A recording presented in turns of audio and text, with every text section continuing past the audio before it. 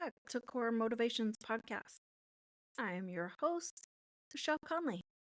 I'm a certified Enneagram coach and a Symbis marriage coach. And if this is your first time joining us, I am so glad you found us, and I look forward to the future with you. And for those returning listeners, I couldn't be more happy that I get to share more and continue to journey with you. So, how was your week? Did you, by chance, take the Enneagram assessment? What did you discover? Anything interesting? My self care this week has been filled with practicing the gratitude and remembering my I am list.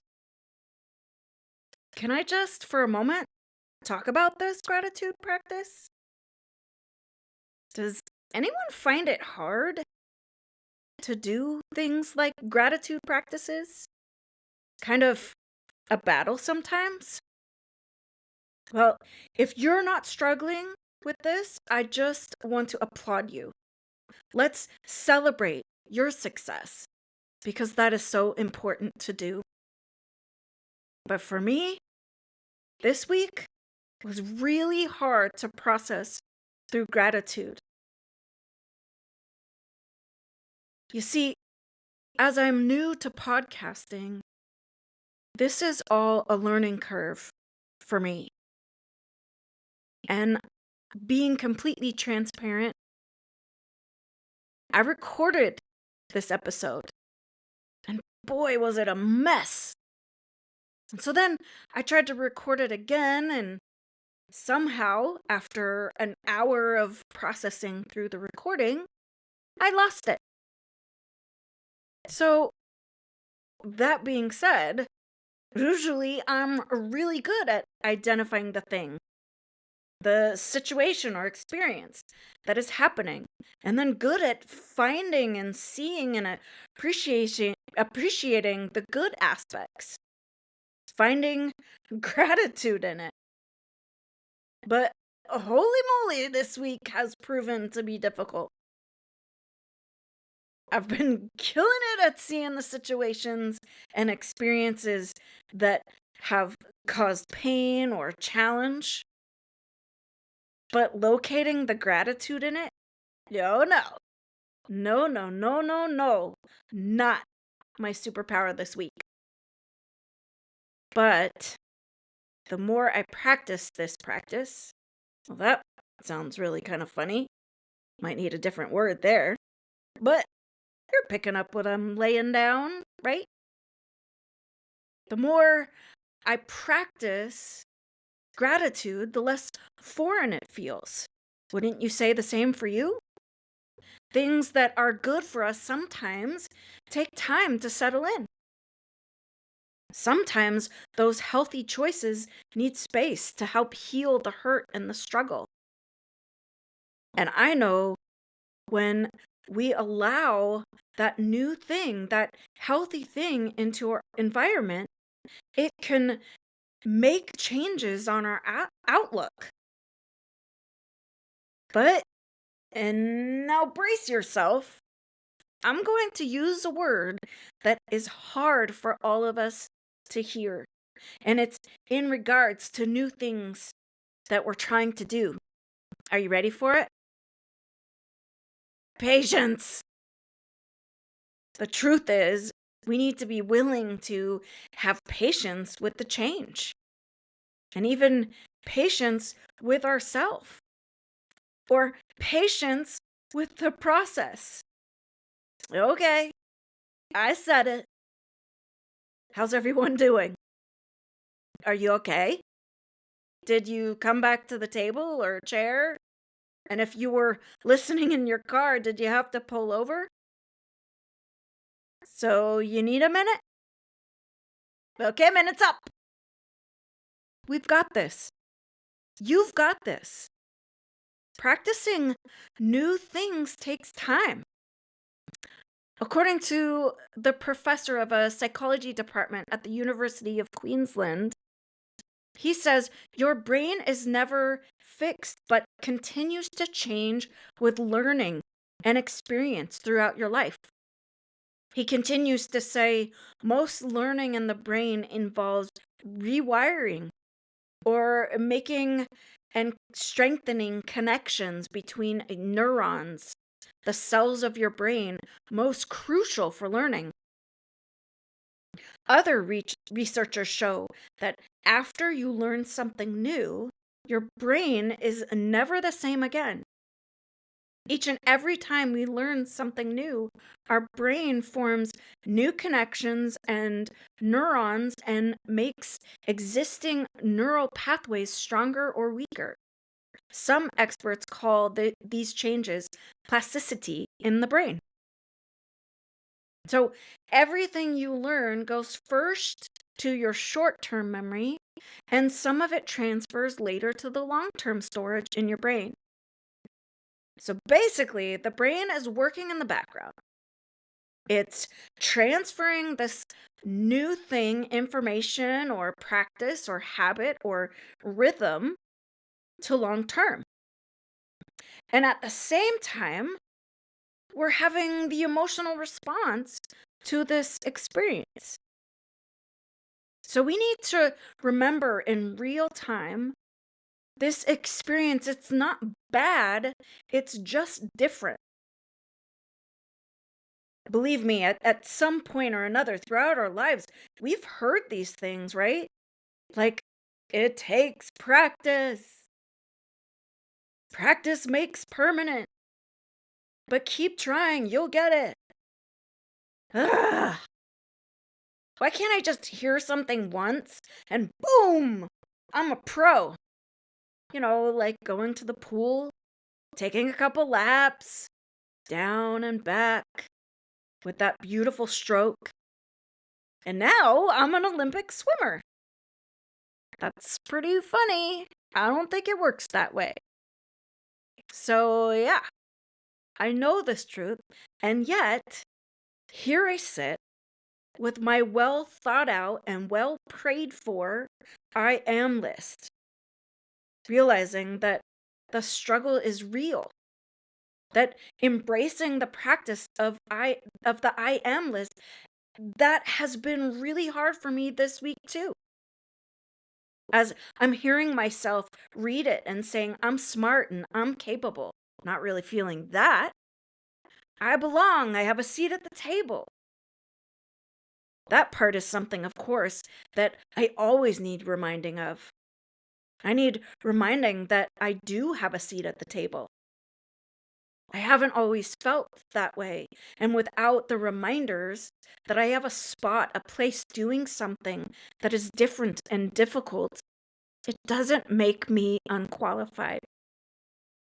However, and maybe you can relate, I can find myself comparing myself to other people, such as podcasters, which is something I'm new to.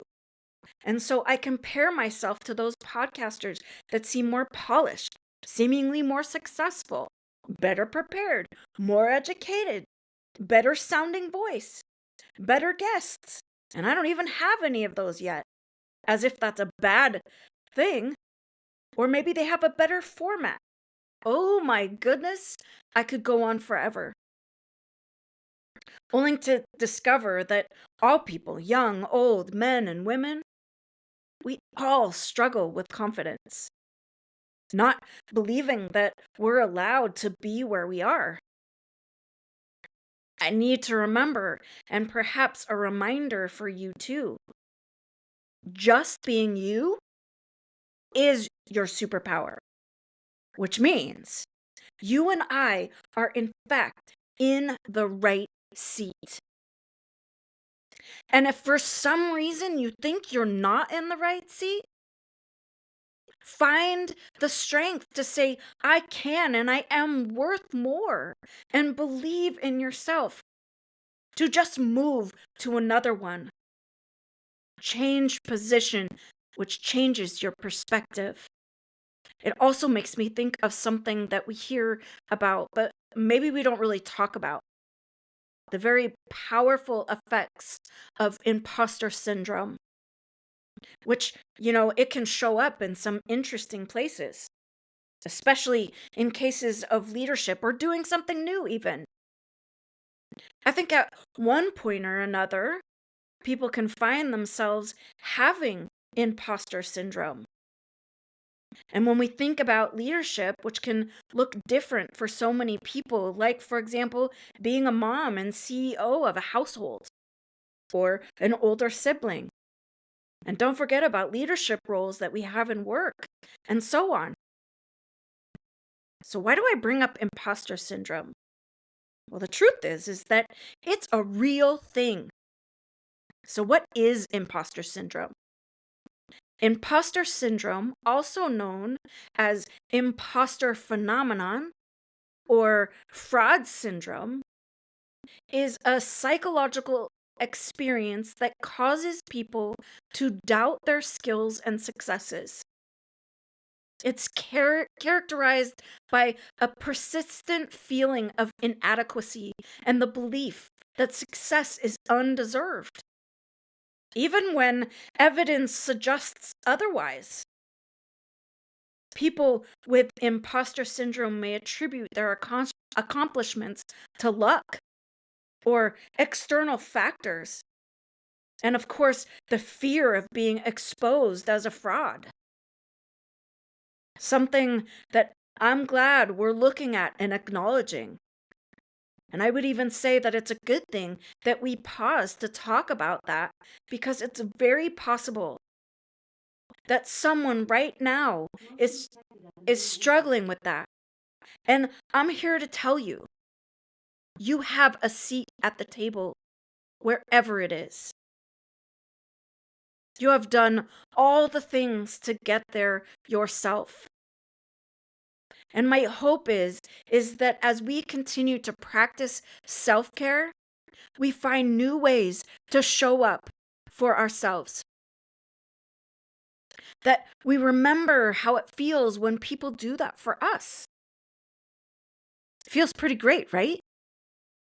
Well, shouldn't it be the same and better when we show up for ourselves?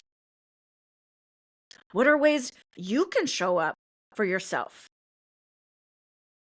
I think I may have gotten off the path a little bit, but worth the detour. So, back to remembering the incredible tools that we've been learning. These wonderful practices of gratitude, NIMs.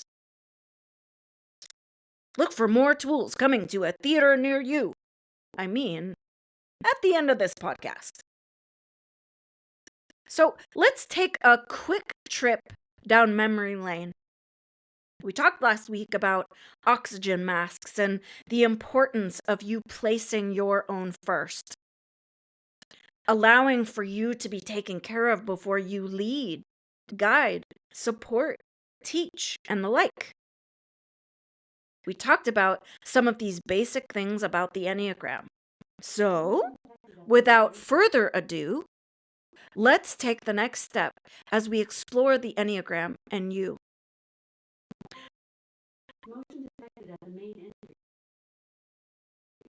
I shared with you last time what the Enneagram means. Ennea meaning 9, Enneagram meaning a shape or something drawn. Now, something some of you may not be familiar with is the concept of being under construction. I want to share something that's from the Bible. And the Bible says that it is the ongoing process of spiritual growth and transformation.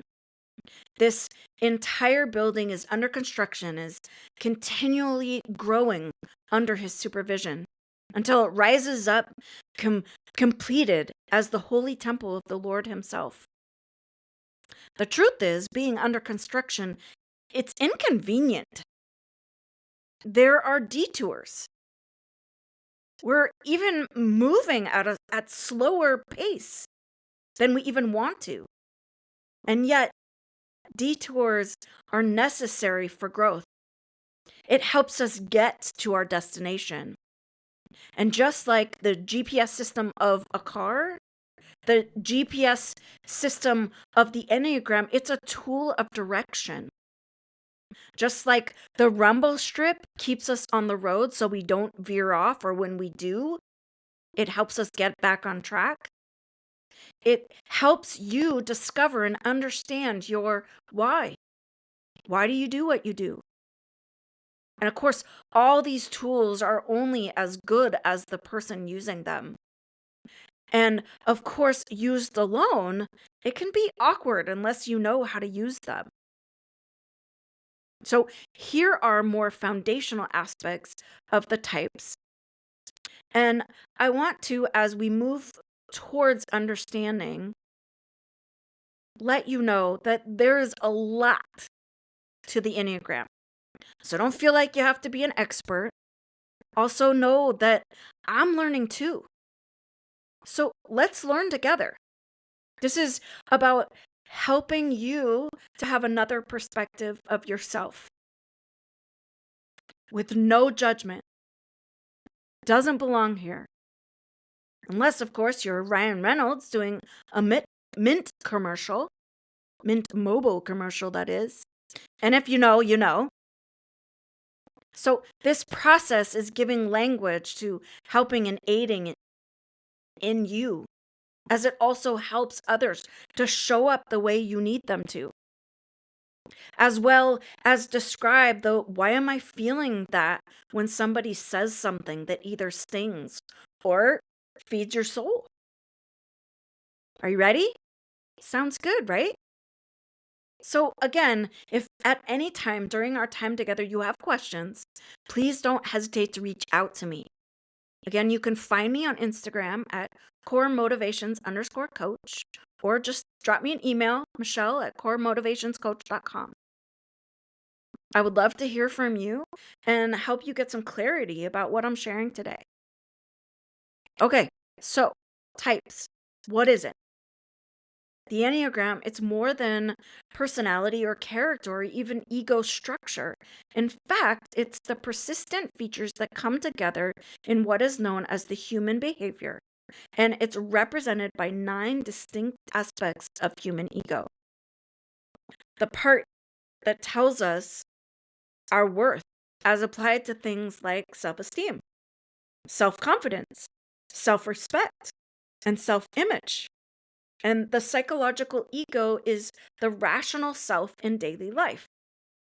It is the inner architecture, aiding in how we interact with and respond to our world. So to start, there are 9 types. So I'm going to tell you what those are. Are you ready? Here we go. Type 1, they're known as the moral perfectionist. Type 2, the helper. Type 3, the successful achiever. Type 4, the romantic individualist.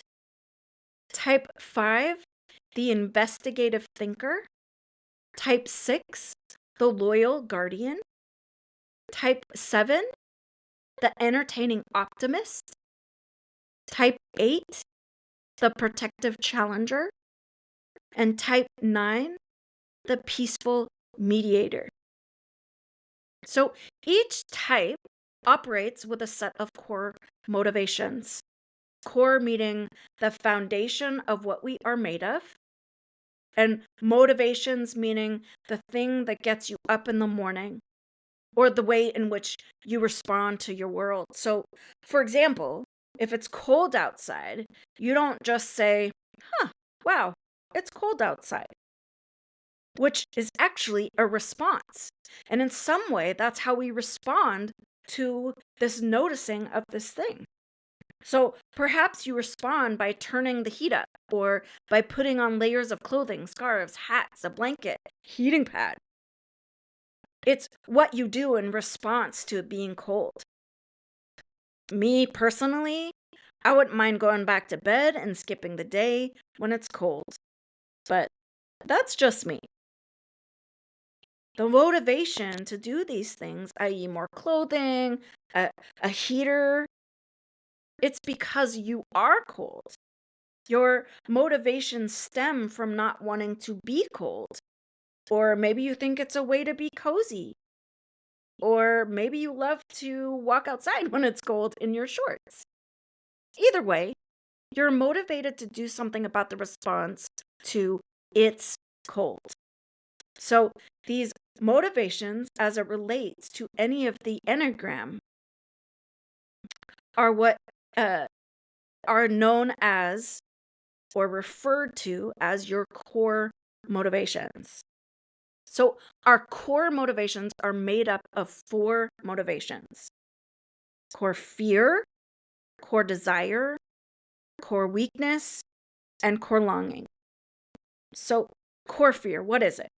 That is what a person is always running away from, avoiding, and trying to prevent from happening. It's that deep inside we can believe that is vital to our well being to avoid the thing we are afraid of or fearful.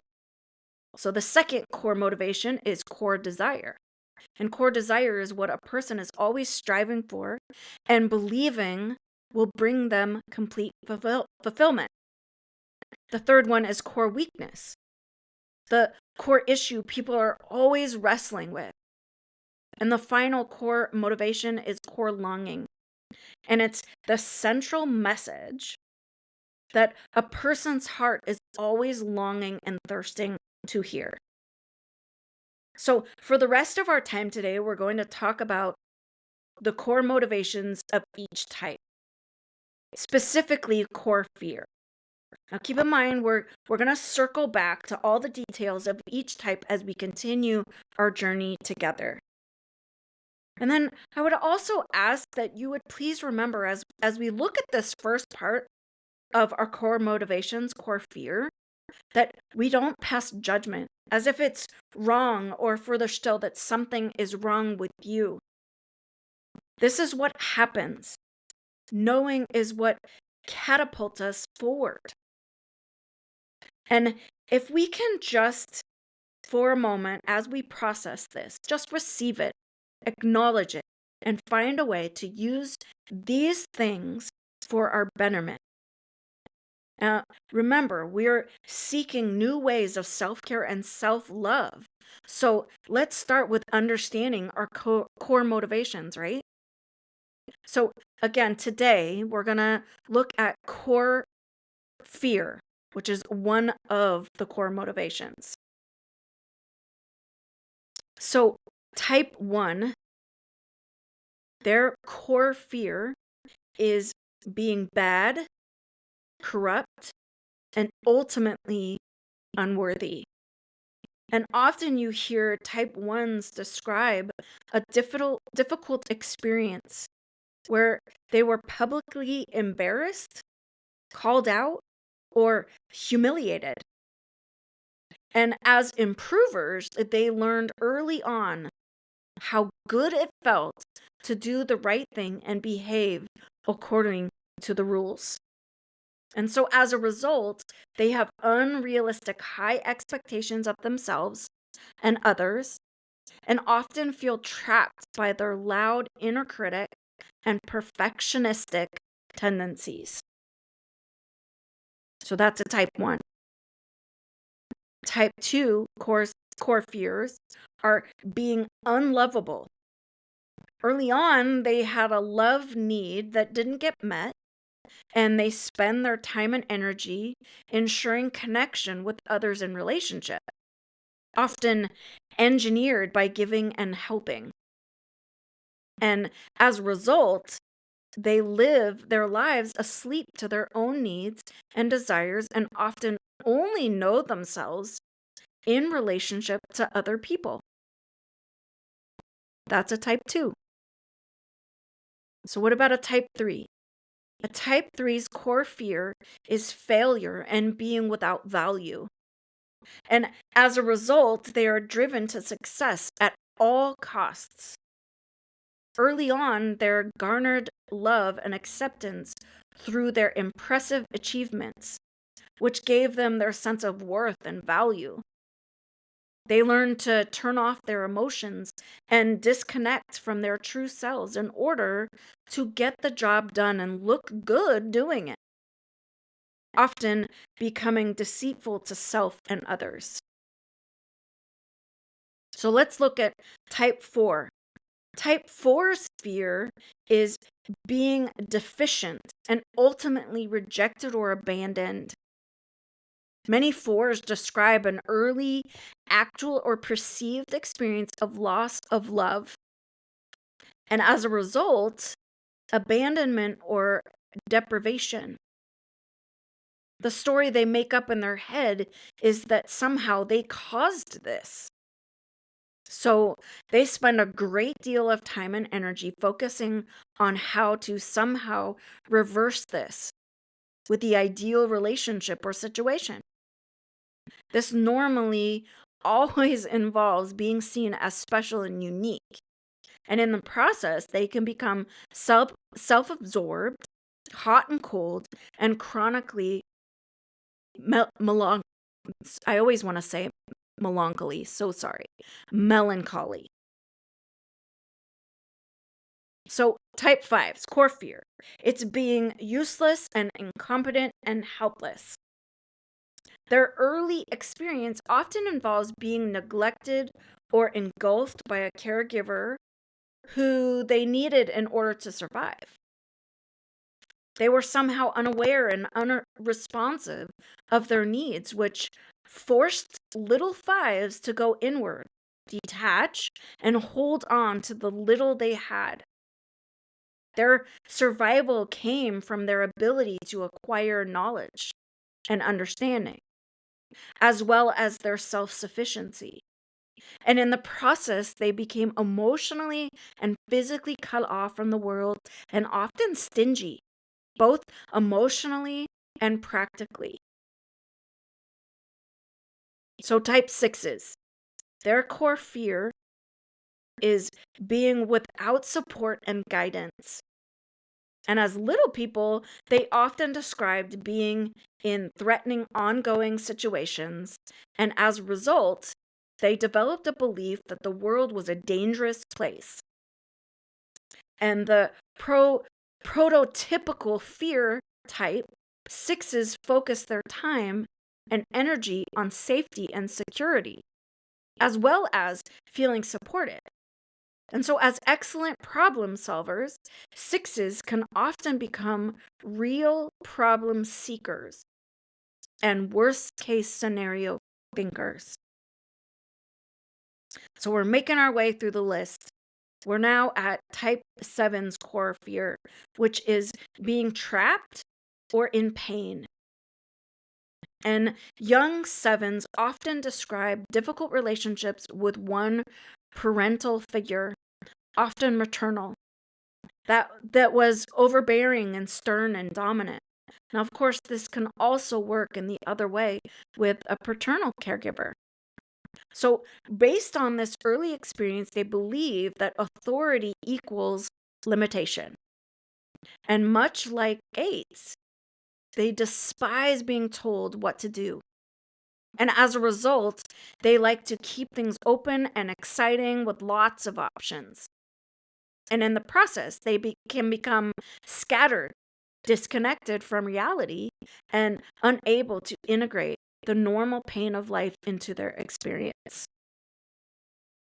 How you doing so far? You hanging in? We got 2 more. So let's get to it. Type 8's fear is being weak or controlled by others.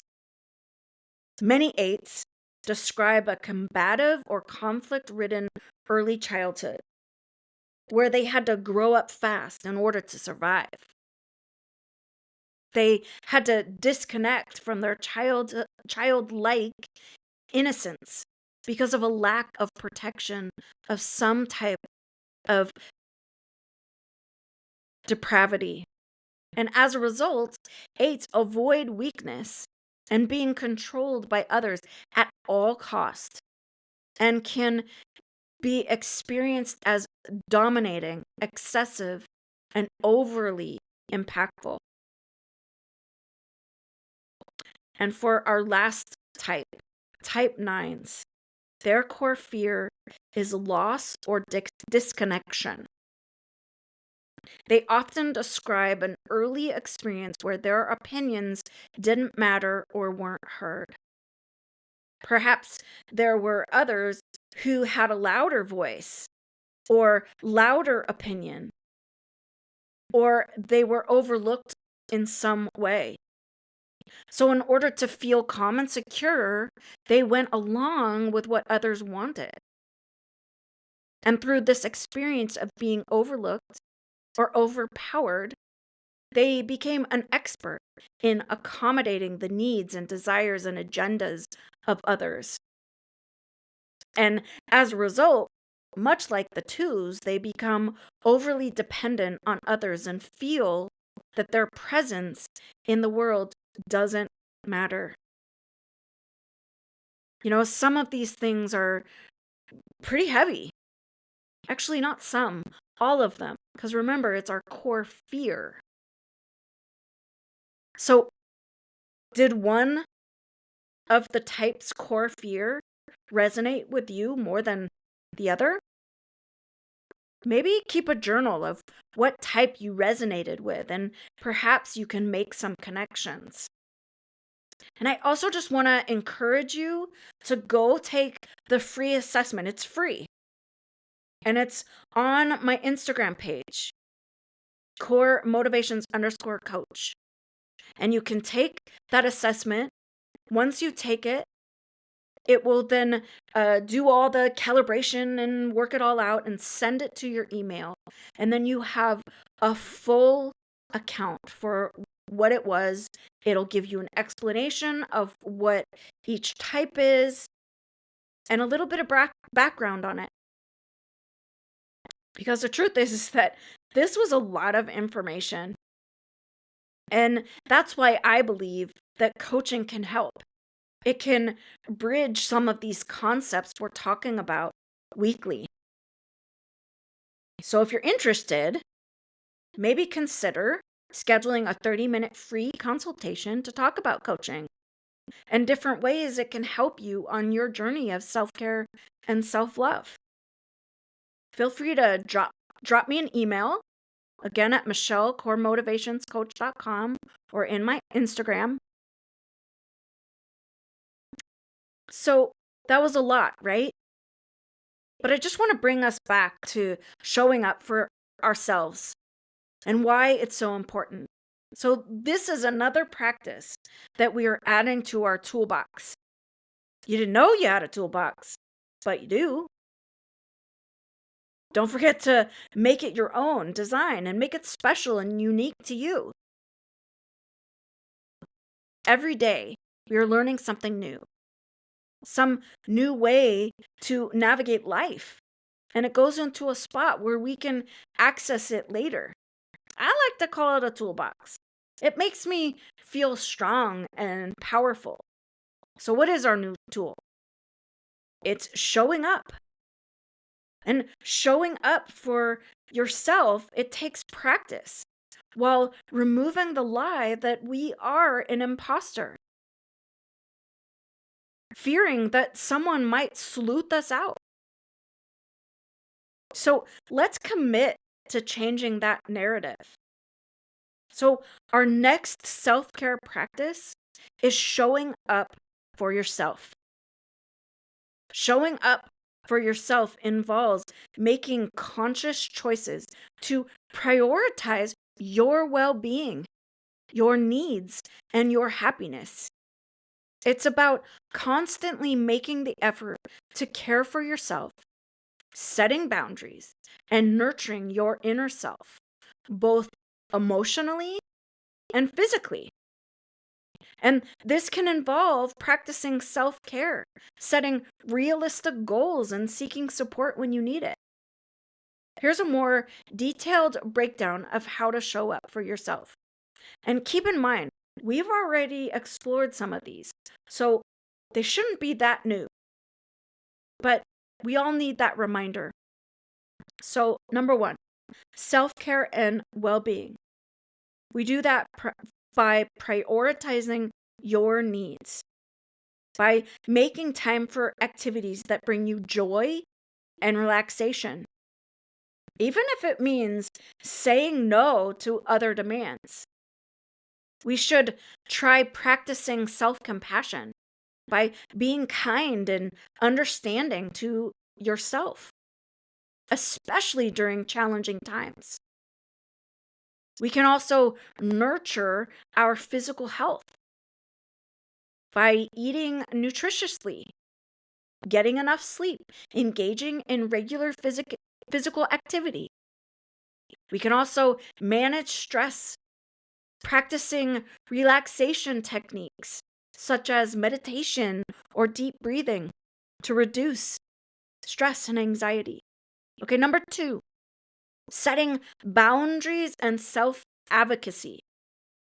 So we do that by defining our limits, identifying our boundaries, and learning to communicate them assertively, especially in relationships and at work. We can also consider this by protecting our time and energy, learning to say no to requests that drain our resources and prioritize activities that align with your values. We can also do this by standing up for ourselves. Stand up for yourself.